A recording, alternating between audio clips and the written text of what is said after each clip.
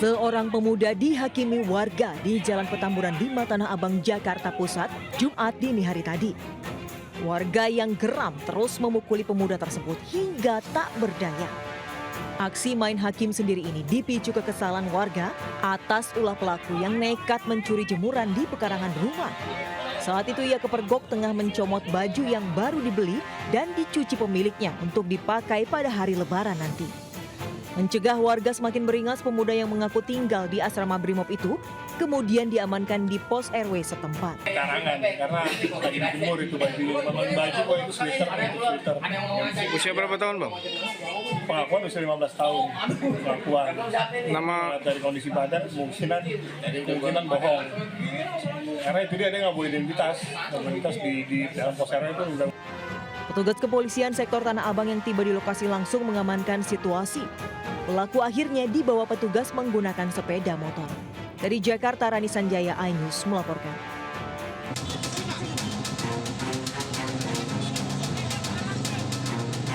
Seorang pria asal Kebumen, Jawa Tengah tak berkutik dihajar warga setelah kepergok mencuri kendaraan roda 2 yang tengah diparkir di Kompleks Bendung Tirtonadi, Kota Solo, Jawa Tengah. Pelaku mencuri saat korban tengah memancing ikan di sungai. Saat itu pelaku menggunakan kunci pas yang sudah dimodifikasi khusus untuk membobol stop kontak sepeda motor. Namun aksi pelaku ini diketahui oleh warga hingga akhirnya ia menjadi bulan-bulanan warga yang kesal. Dalam kondisi babak belur, pelaku kemudian dibawa ke kantor polisi. Berusaha mengambil motor milik korban dengan kita lazimnya nyebut kunci T ya. Itu sudah berhasil dia buka kontaknya, namun belum sempat motor dibawa sudah diketahui oleh warga sehingga ditangkap oleh warga, ya sempat ada luka-luka. Meski sudah ditahan untuk sementara, masih belum bisa dimintai keterangan karena dalam perawatan akibat luka-luka yang dialami usai dipukuli oleh warga. Dari Solo, Jawa Tengah, Septiantoro, iNews melaporkan. Aksi pengeroyokan warga yang diduga dilakukan oknum anggota TNI terjadi di depan markas Polres Metro Jakarta Pusat. Akibat pengeroyokan itu 4 warga babak belur hingga tak sadarkan diri.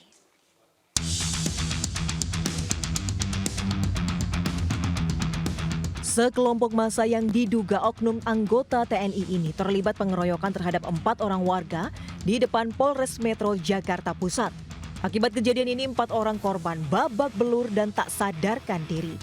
Seluruh korban pun segera mendapat perawatan di rumah sakit. Aksi pengeroyokan sendiri diduga buntut pengeroyokan warga terhadap Prada Lukman di kawasan Pasar Cikini. Usai kejadian ini 3 orang warga telah ditetapkan sebagai tersangka. Sementara 14 oknum TNI juga sudah menjalani pemeriksaan di Pom Dam Jaya. Pedagang yang memiliki anak seorang TNI kemudian bersama Prada Lukman ini datang ke rumahnya Odi gitu ya. Kemudian terjadi cekcok mulut, diteriakin maling, akhirnya warga keluar melakukan pengeroyokan, 4 orang berhasil melarikan diri, 1 Prada Lukman ini karena motor tertinggal akhirnya menjadi korban. yang diamankan hanya bentuknya handphone karena kita lihat percakapan mereka janjian akan mengeroyok dan sebagainya. Jadi tidak ada sajam, tidak ada benda-benda yang mencurigakan dalam kasus pengeroyokan. Jika terbukti bersalah, maka ke-14 oknum anggota TNI nantinya terancam diberikan sanksi tegas berupa pemecatan. Dari Jakarta, Rani Sanjaya, iNews melaporkan. Balapan lari liar yang jadi ajang taruhan kerap terjadi menjelang sahur di kota Tasikmalaya, Jawa Barat. Ratusan remaja yang sedang berada di arena balap lari itu pun kocar-kacir dari razia polisi.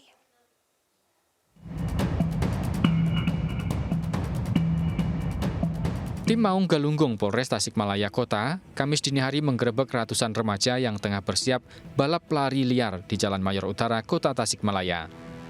Saat didatangi polisi, ratusan remaja yang menonton kocar-kacir melarikan diri. Namun karena akses jalan sudah diblokir pada beberapa lokasi, sebanyak 50 orang yang terdiri dari penonton dan pelari berhasil diamankan. Tak hanya para pelaku, polisi juga mengamankan sebanyak 25 sepeda motor yang ditinggal kabur pemiliknya. Sekira pukul 2 dini hari, kami dari tim Maung Galunggung mendapatkan laporan dari masyarakat bahwasanya di Jalan Mayor Utara, Kecamatan Tawang, Kota Tasikmalaya, adanya sekelompok remaja yang melaksanakan balap lari dan kegiatan tersebut diduga dipakai ajang taruhan atau menggunakan uang.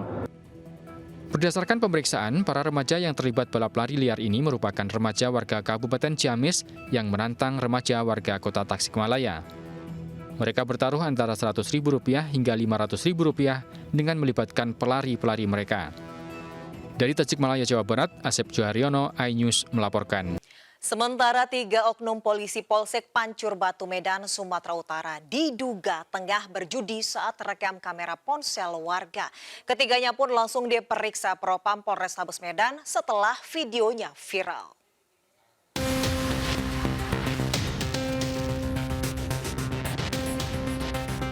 Video 3 oknum Polsek Pancur Batu, masing-masing berinisial Aibtu SIB, Bribka SS, dan Bribka RA, viral di media sosial. Ketiganya diduga bermain judi di asrama polisi. Atas dugaan perbuatan ketiganya, Propam Polrestabes Medan kemudian bergerak. Ketiganya langsung diperiksa. Sementara itu Kapolsek Pancur Batu, Komisaris Polisi Hendra Gunawan Simatupang berdalih 3 anggotanya hanya sekedar mengisi waktu kosong dengan bermain kartu tanpa adanya unsur taruhan uang. Jadi permasalahan itu sedang ditangani di Sipropam Polrestabes Medan.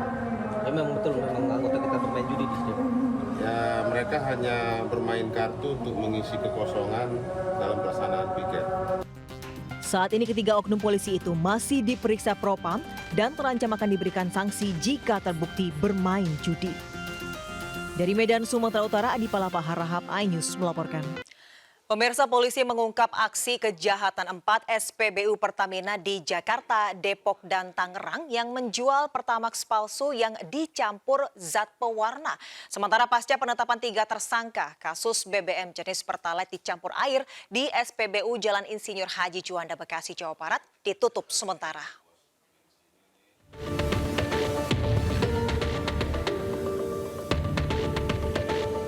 Direktorat Tindak Pidana Tertentu Ditipiter Barreskrim Polri mengungkap aksi kejahatan berupa penyimpangan bahan bakar minyak atau BBM dari 4 SPBU. 5 orang tersangka diamankan yang merupakan pengelola hingga operator di 4 SPBU di wilayah Tangerang, Cipondoh, Kebonjeruk, dan Cimanggis. Modus kejahatan para pelaku dilakukan dengan cara mencampur BBM jenis Pertalite dengan zat perwarna. Tujuan pencampuran ini agar warna BBM Pertalite menyerupai warna BBM jenis Pertamax yang dijual ke konsumen. Dari kejahatan ini, pelaku meraup keuntungan mencapai 2 miliar rupiah. Sementara polisi telah mengamankan barang bukti zat pewarna BBM Pertamax yang diduga palsu sebanyak 29.000 liter, 5 liter sampel BBM Pertalite yang sudah dicampur zat pewarna serta dokumen penjualan dan pembelian BBM. Barang bukti yang kita sita sejumlah total dari 4 SPBU ini ada 29.046 liter BBM Pertamax yang diduga palsu di 4 tangki pendam SPBU tersebut. Kini para tersangka terancam Undang-Undang Migas dengan pidana penjara paling lama 6 tahun dan denda paling tinggi 6 miliar rupiah. Dari Jakarta, Stephen Patinama, iNews melaporkan.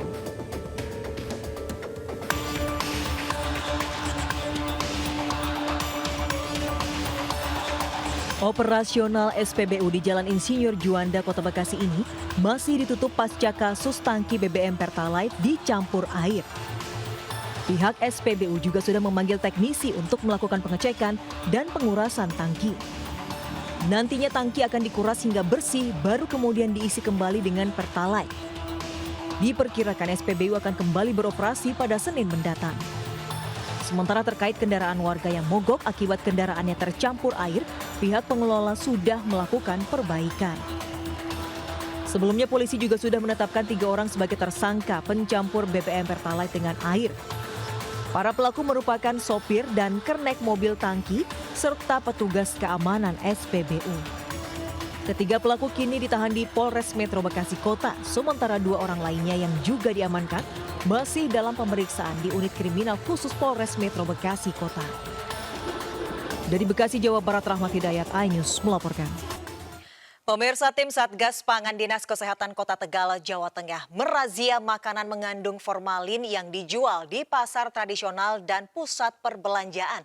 Sementara sejumlah tempat hiburan malam di wilayah Jawa Timur dirazia petugas karena nekat buka saat malam bulan Ramadan.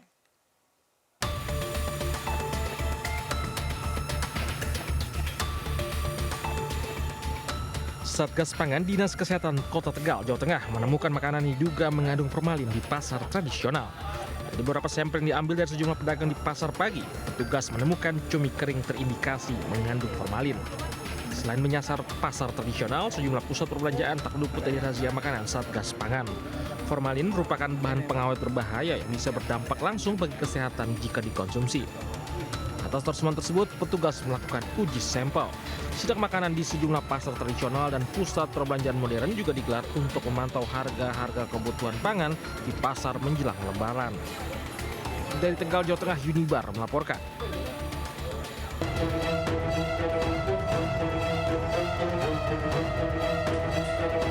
Empat ruko yang dijadikan tempat hiburan malam digerebek polisi di Jombang, Jawa Timur. Dalam penggerebekan tersebut, petugas mengamankan puluhan pengunjung dan pemandu lagu. Tak hanya itu saja, petugas juga mengamankan ratusan botol minuman keras. Pengelola kafe akan dijerat dengan pasal tindak pidana ringan dan harus menjalani proses persidangan di pengadilan. Jelas bahwa beberapa kafe yang berada di wilayah hukum Jombang telah melakukan pelanggaran dengan tetap melaksanakan hiburan disertai dengan miras. Tentunya itu mengacu pada peraturan daerah Jombang Sementara itu di Sidoarjo, Jawa Timur, Satuan Polisi Pamong Praja Satpol PP menutup paksa 2 tempat hiburan yang beroperasi pada malam Ramadan. Puluhan pengunjung yang berada di dalam tempat hiburan itu diminta menghentikan permainan dan pulang meninggalkan lokasi. Pengelola berusaha melobi petugas dengan berdalih memberikan kesempatan kepada karyawannya untuk mendapat penghasilan tambahan jelang Lebaran. Namun ia tidak bisa berbuat banyak setelah petugas bertindak tegas. Tim Liputan News melaporkan. Pemirsa, banjir lahar hujan Gunung Semeru kembali menerjang sejumlah daerah aliran sungai di Lumajang, Jawa Timur. Banjir terjadi pasca Gunung Semeru luncurkan awan panas guguran sehingga membawa material vulkanik berupa batu-batu besar.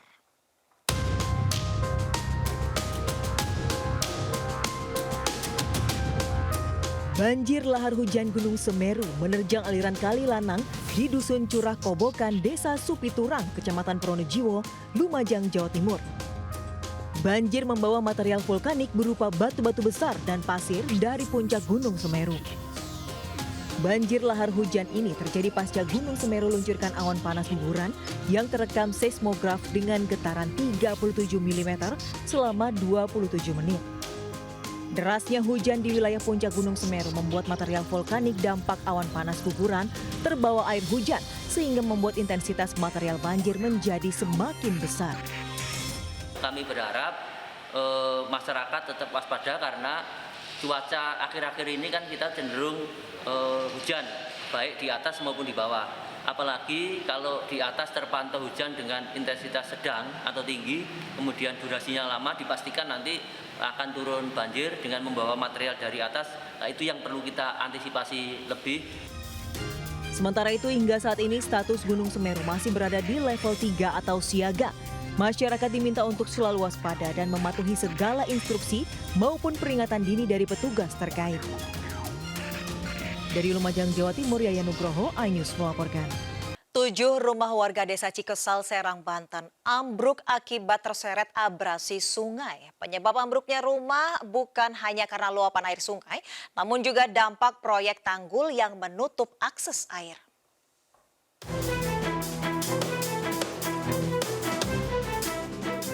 Beginilah kondisi 7 rumah warga desa Katulisan, Cikesal, Kabupaten Serang, Banten usai ambruk akibat terseret abrasi sungai yang terletak di belakang kediaman mereka. 1 rumah diantaranya mengalami rusak berat, sementara sisa lainnya mengalami kerusakan di bagian dapur. Salah seorang korban, Sarkanah, kini hanya tinggal menyisakan kurang dari separuh luas total bangunan. Meski kondisinya sudah tidak layak huni, ia tetap bertahan di rumahnya yang tidak lagi utuh karena terdesak keadaan. Sebelum musibah longsor terjadi, kawasan ini memang kerap dilanda banjir. Namun kondisi banjir tak separah pasca adanya proyek pembangunan tanggul sekitar 5 tahun lalu. Akibat genangan air panjang membuat pondasi yang selama ini menjadi pijakan rumah mereka tidak kuat menahan kuatnya tekanan air hingga ambruk. Pas hari Minggu, tanggal berapa sih hari Minggu kemarin itu? Pokoknya 1 minggu aja air tuh kemarin di sini banjirnya. Tapi sebelumnya juga sering banjir? Iya sih sering banjir tapi nggak sampai 1 minggu, paling 2 hari surut. Kini warga berharap pemerintah setempat memberikan solusi dan bantuan agar kasus serupa tidak terulang kembali. Dari Serang, Banten, Maisa Apriandi melaporkan.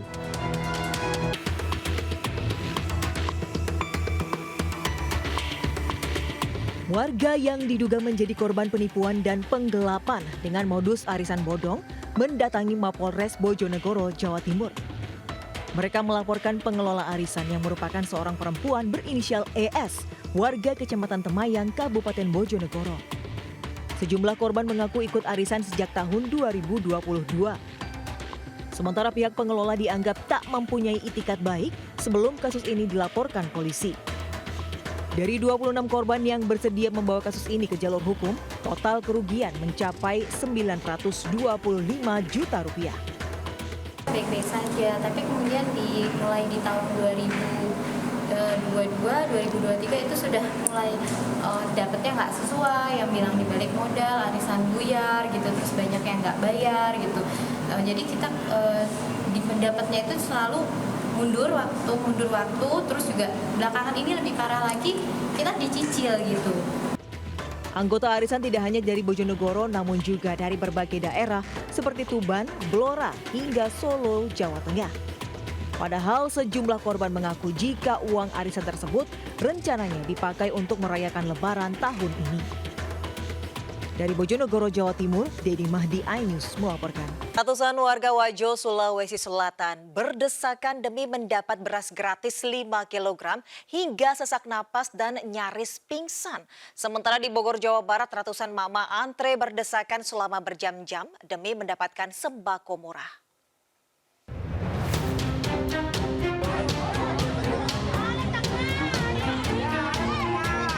Ratusan warga rela berdesakan untuk mendapatkan beras 5 kg gratis yang merupakan zakat harta seorang pengusaha di Jalan Andi Panggaru, Sengkang, Kabupaten Wajo.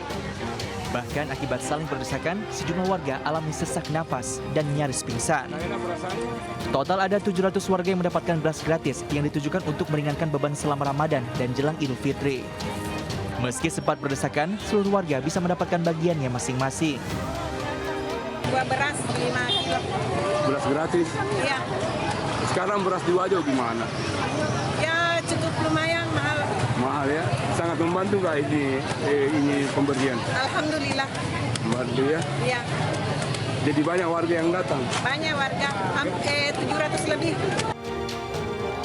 Sementara di alun-alun Jonggol, Kabupaten Bogor, Jawa Barat, ratusan mak-mak rela antre berjam-jam demi mendapatkan harga sembako murah. Warga rela antre demi mendapatkan berbagai kebutuhan pangan dengan harga murah, apalagi jelang Hari Raya Idul Fitri.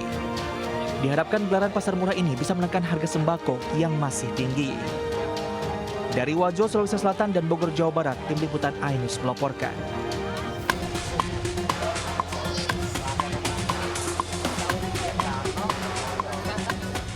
Antrean mengular dari para calon penukar uang baru yang panjangnya mencapai 1 km terjadi di Kota Malang, Jawa Timur, Kamis pagi. Warga rela antri sejak subuh karena tahun ini penukaran uang baru secara massal hanya dilayani 1 hari saja. Penukaran uang baru secara terpadu yang digelar Bank Indonesia dilakukan di Gedung Kartini yang antriannya sampai di Stadion Kejayaan Kota Malang. Namun untuk lansia, ibu hamil dan menyusui disediakan antrian khusus yang lebih cepat. Nanti diduluin. Oh, diduluin. Ya, karena ada anaknya yang menyusui. Terus tukar berapa tadi? 3.800.000. Buat apa? Buat Lebaran. Kuota yang disiapkan pada hari ini itu 3.000 penukar, masing-masing nominalnya 3,8. Jadi pecahannya kan macam-macam ya, sudah dari 1.000 sampai dengan 20.000. Tentunya tetap nanti kan biasanya ada yang penukar yang nggak penuh ya, penukarannya ada yang nggak 3,8. Nanti kami tawarkan untuk yang sisanya. Kemudian juga kami menyediakan outlet-outlet lain gitu ya di perbankan, tentunya tanggal 1 sampai 4 mulai hari Senin. Perjuangan untuk tukar uang baru ini dilakukan demi tradisi bagi-bagi uang baru kepada keluarga di hari raya Lebaran. Antrean panjang terjadi karena Bank Indonesia hanya menyediakan kuota hingga 3.000 penukar dan dana tersedia 11,4 miliar rupiah. Dari Malang, Jawa Timur, Denny Irwansyah melaporkan. Pemirsa, MNC Group bersama Kementerian Perhubungan dan Korlantas Polri melepas tim liputan iNews Media untuk arus mudik dan balik Lebaran 2024.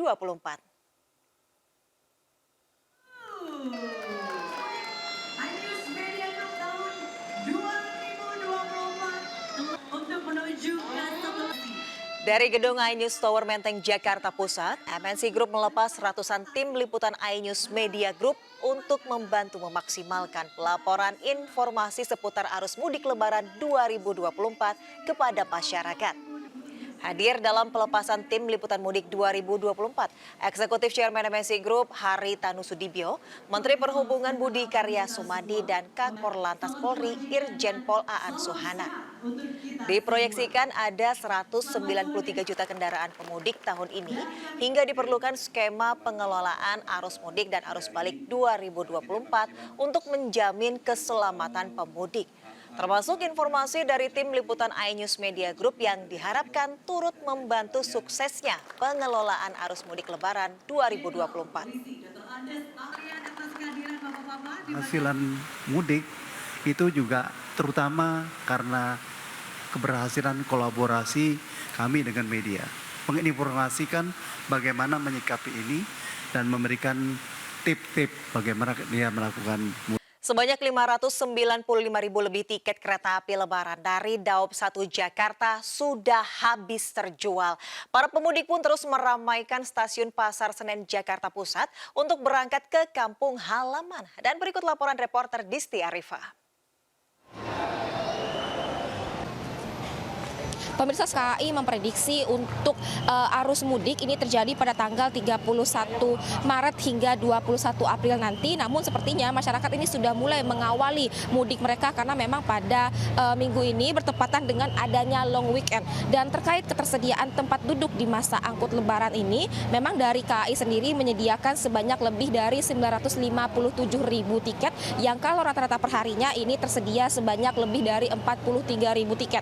Dan sejauh ini sudah terjual sebanyak 595.000 tiket dan kalau per rata-rata perharinya ini sudah terjual sebanyak 27.000 tiket. Artinya memang sudah tidak banyak lagi tiket yang tersedia untuk masa angkut Lebaran nanti, di mana yang tersedia ini kurang lebih tersisa sebanyak 369.000 tiket. Kemudian juga untuk volume arus mudik ini memang diprediksi untuk puncaknya terjadi pada tanggal 8 April nanti, yang mana pada tanggal tersebut sudah terjual sebanyak 41.000 tiket, kemudian disusul pada tanggal 9 April yang terjual sebanyak 40.000 tiket. Sehingga ini dihimbau kepada masyarakat yang akan menggunakan kereta api untuk memilih keberangkatan mereka di luar tanggal tersebut, yakni dihimbau pada tanggal 31 hingga tanggal 3 April nanti. Karena memang pada tanggal tersebut masih tersedia sebanyak kurang lebih 40% hingga 61% tiket. Dari Jakarta, Disti Arifah, Sutrisno, iNews melaporkan.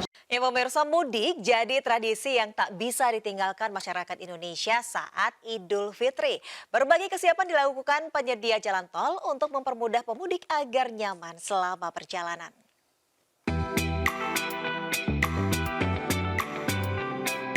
Mudik menggunakan jalur darat umumnya memiliki waktu tempuh yang relatif lama dan identik dengan macet di perjalanan.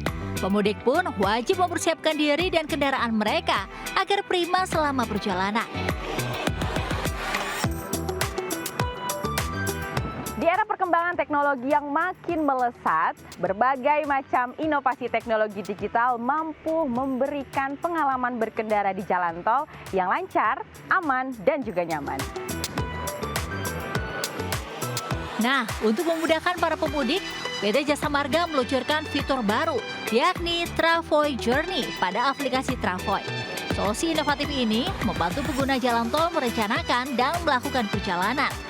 Fitur Travoy Journey menyediakan berbagai informasi penting, seperti estimasi jarak dan waktu tempuh, tarif tol, informasi lalu lintas terkini, dan tampilan CCTV real time. Kami himbau kepada masyarakat untuk terus memantau informasi terkini lalu lintas di kanal-kanal informasi kami seperti di sosial media, dan juga ada aplikasi Travoy yang sangat bermanfaat untuk bisa membantu merencanakan perjalanan mulai dari rute yang dituju atau total tarif yang nanti dipersiapkan supaya nanti bisa disiapkan kecukupan saldo elektroniknya, dan juga ada fitur favorit CCTV yang bisa dipantau secara real time oleh masyarakat mengenai kondisi lalu lintas di segmen-segmen tertentu.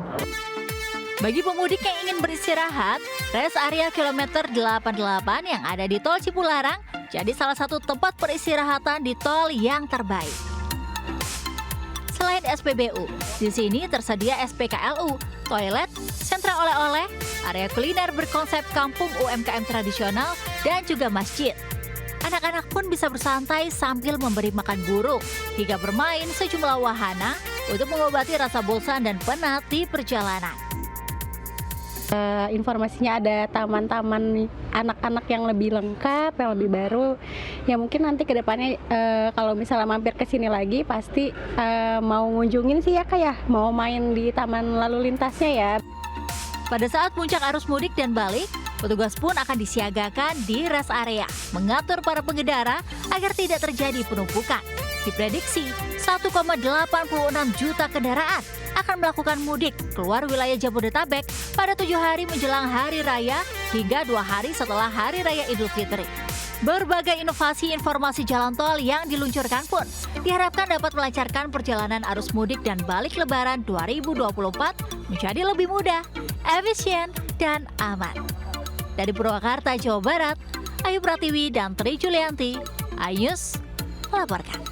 Pemirsa, umat Katolik di Gereja Santo Nikodemus Ciputat memperingati Hari Jumat Agung. Salah satu kegiatan yang diikuti adalah visualisasi jalan salib, penggambaran penderitaan Yesus pada masa-masa terakhirnya.